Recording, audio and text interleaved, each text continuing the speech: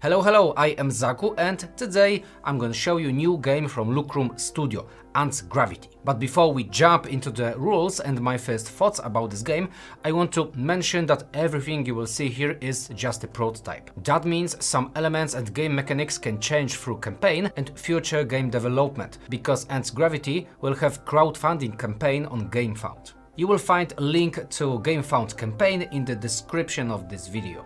Okay, so let's start with a quick look about what ANTgravity is about. In this board game, players take on the role of cosmic ants and compete with each other in the race of capturing the flag as quickly as possible.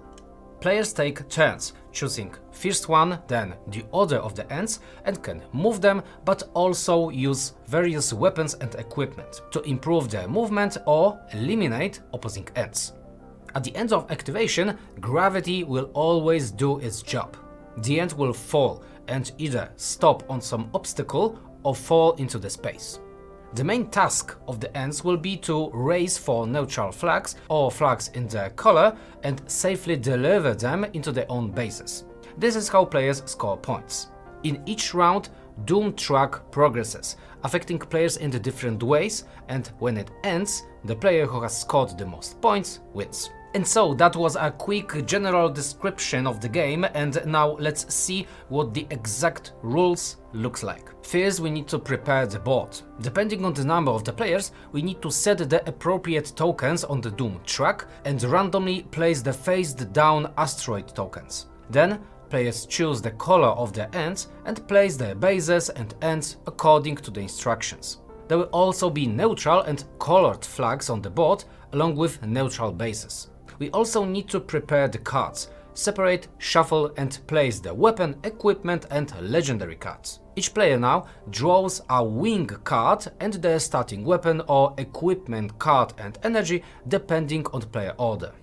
During one round of play, starting with the first player, everyone takes their turns. They start their activation by moving ants from the hospital, if they were there, to any hex near their base. Remember gravity. An ant must always have a support point. Then we choose our first ant to activate, or we can draw a new arsenal card. If we activate an ant, we can first jump by moving to adjacent free space. Then, regardless of whether we jump or not, we can rotate our ant. And after that, gravity will work and ant will fall down in the designated direction until it stops on an obstacle or another ant. Additionally, after moving an ant, a player can play any card and activate its effect. Weapon cards are used to attack other ants or to destroy asteroids in their possible line of shot. Many weapons eliminate the ants we shoot at by pushing them on asteroids or into space. And remember, gravity always works. Eliminated bugs or pushed off the board must be moved to the hospital, and if they were carrying any flags, such flag returns to original base from which it was collected. And as a prize for eliminating opposing ant, we earn 1 energy point. It will be useful in playing subsequent cards, and the owner of eliminated ant draws a legendary card. This is the only way we can obtain it. Remember that if we are affecting board in other ways, for example destroying asteroids, we should always check gravity afterwards. If an ant has lost ground under its feet as a result of card's effect, it will fall. And of course, if it falls off the board, it goes straight to the hospital. Ants can also use equipment cards. These toys will provide us better movement, new cards or moving asteroids. And unlike weapons, equipment cards do not have to be used in the line of fire and affects the entire board.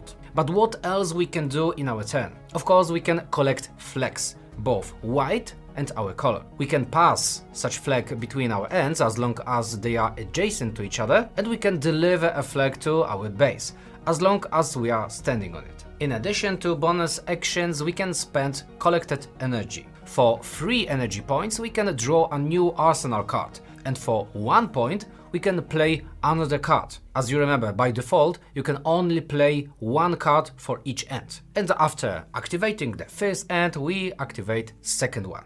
So we jump, turn, fall with gravity, use cards and possibly energy. Or for second ant, we can also draw a card instead of activation. And after that, the next player takes their turn and so on, until all players move the ends. Then the round ends. We have to reveal the first Doom token from the left and resolve its effect. These can be various effects, additional energy or cards, or viewing effects on asteroids.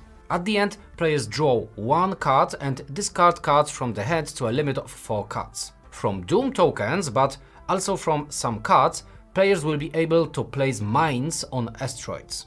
If an ant lands on mined asteroid, it explodes, eliminating the ant and damaging the asteroid. I need to mention that damaged asteroids are turned over and either immediately removed from the game or the effect is resolved. If damaged again, it will be removed from the board.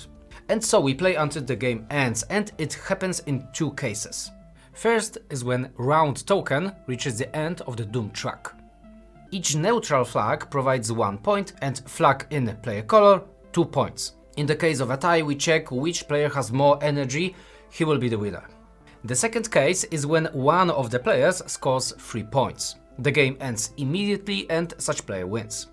And this is what the rules for anti-gravity looks like, and now let's have a quick summary of our first impressions. First of all, the theme presented here connects very nicely with what we will be doing in the game. Okay, space ants might be an unusual combination, but we have already space bees, space frogs, so why not ants? Attraction and gravity works fine here, and I know it has a little to do with the laws of physics, but the way we jump across the board and fall, stopping on various elements, well, it works very well. And not only in thematic sense of flying around the space, but also mechanically. At first glance, it would seem that it is a very simple game, well, because it is. We will understand the rules in just a few minutes and there will be probably no going back to the rulebook. But what possibilities gives this mechanical gravity falling,